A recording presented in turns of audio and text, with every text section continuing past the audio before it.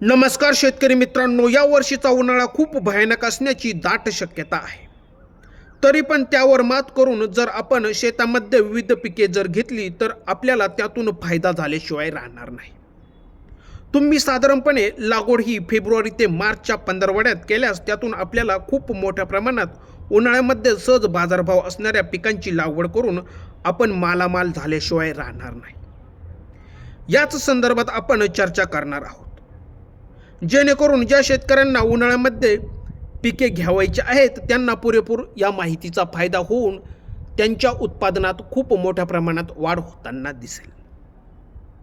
तर हा video skip न करता बघावा, जेणेकरून आपल्याला सर्व माहिती लगेच कळेल. त्याचबरोबर आमच्या शेतकरी मित्र चॅनलला जर अजूनही सबस्क्राईब केलेलं नसेल तर सबस्क्राईब करून बेल आयकॉन दाबायला विसरू नका. तर चला महत्त्वाच्या विषयाकडे जाऊया. तर बरेच शेतकरी म्हणत असतील उन्हाळ्यामध्ये बाजारभाव कसा भेटेल. तर तुम्ही बघा, मागे जून ते डिसेंबरपर्यंत बऱ्याच ठिकाणी शेतीसाठी मुबलक पाणी असते, तेव्हा पाण्याचा फारसा तुटवडा भासत नाही. त्यावेळेस शेतकरी शेतात पालेभाज्या फळभाज्या पिकवतो.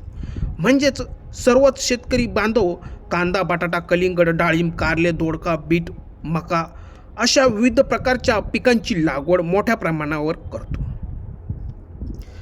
त्यामुळे काय होते, भाजीपाल्याची आवक ही बाजारात खूप मोठ्या प्रमाणात असते. त्यावेळेस आपल्या भाजीला शून्य किंमत असते.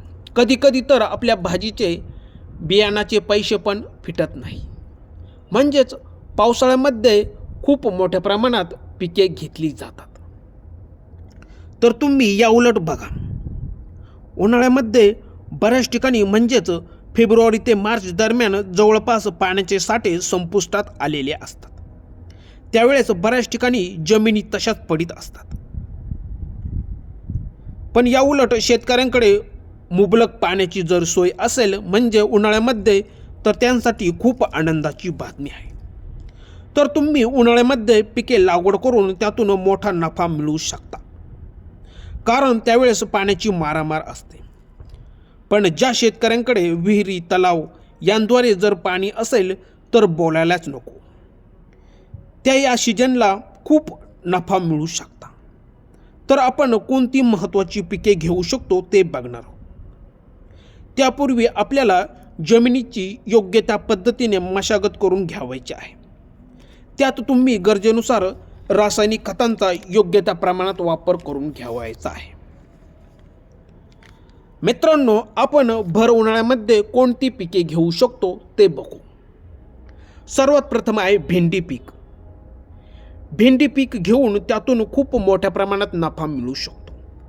तुम्ही बघा, भेंडी पीक लागवडीपासून जवळपास महिन्याभरात उत्पादन देण्यास सुरुवात करते. उन्हाळ्यामध्ये भेंडीला खूप मागणी असल्याने शेतकऱ्यांचे चांगले पैसे होण्याचे चान्सेस असतात. मित्रांनो, त्यानंतरचे खूप महत्त्वाचे पीक आहे ते म्हणजे वाल लागवड. तुम्ही बघा, याची लागवड खूप कमी प्रमाणात होते. त्यामुळे जे शेतकरी वालाची लागवड करतील त्यांच्यासाठी खूप आनंदाची बातमी आहे, कारण ते या वालाची लागवड यावेळेस करतील त्यांना या पिकातून भरघोस असा नफा झाल्याशिवाय राहणार नाही. त्यानंतरचे पीक आहे ते म्हणजे जवळपास प्रत्येक भाजीत याचा वापर होतो. याची काढणी जवळपास 40 ते 45 दिवसांत एकदाच होते. ते म्हणजे कोथिंबिरीचे पीक.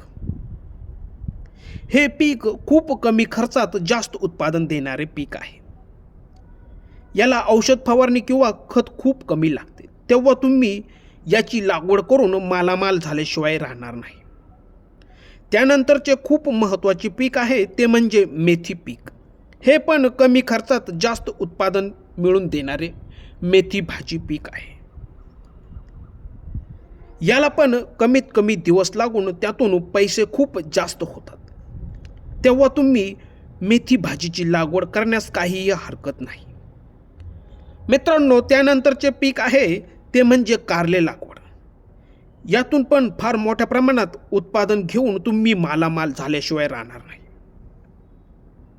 परंतु याला इतर पिकांपेक्षा थोडा मांडव काठीचा खर्च होऊ शकतो. परंतु एकदा का चालू झाले तर बोलायलाच नको. यातून पण खूप मोठ्या प्रमाणात पैसे होण्याचे चान्सेस आहेत, कारण उन्हाळ्यामध्ये कारले पिकाला खूप जास्त प्रमाणात मागणी असते. मित्रांनो, खूप मोठ्या प्रमाणात शेती करत असाल तर एक लक्षात घ्या, जास्तीत जास्त पिके ही उन्हाळ्यामध्ये करा, जेणेकरून उन्हाळ्यामध्ये आपल्याला त्यातून भरघोस असे उत्पादन घेता येईल. मित्रांनो, आपण त्यानंतरचे शेवटचे आणि महत्त्वाचे पीक बघणार आहोत. ते म्हणजे रोजच्या आहारात वापरतात, त्याच्याशिवाय भाजीच बनत नाही. ते म्हणजे मिरची लागवड. तुम्हाला माहिती असेल, मिरचीला सतत बाजारात मागणी असते. त्यामुळे तुम्ही भर उन्हाळ्यामध्ये मिरची लागवड करून लाखोंची छपाई करू शकता. त्यासाठी तुम्हाला पाणी नियोजन करून ही मिरची लागवड बेडवरती करावी लागेल. बेडवरती करून तिच्यासाठी ड्रिपच्या पाईप पसरवून आपण मल्चिंग पेपरवर लागवड करून घ्यावी लागेल.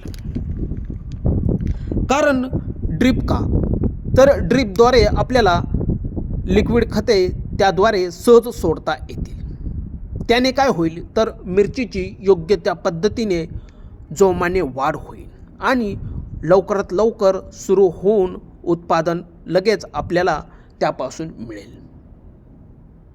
तर शेतकरी मित्रांनो, तुम्ही यांपैकी कोणत्याही एकाची निवड करून उन्हाळ्यामध्ये लागवड करून यातून मालामाल झाल्याशिवाय राहणार नाही. आशा करतो की व्हिडिओ आवडला असेल तर जास्तीत जास्त शेतकऱ्यांपर्यंत शेअर करा आणि आमच्या शेतकरी मित्र चॅनलला जर अजूनही सबस्क्राईब केलेलं नसेल तर सबस्क्राईब करून बेल आयकॉन दाबायला विसरू नका. मित्रांनो, धन्यवाद.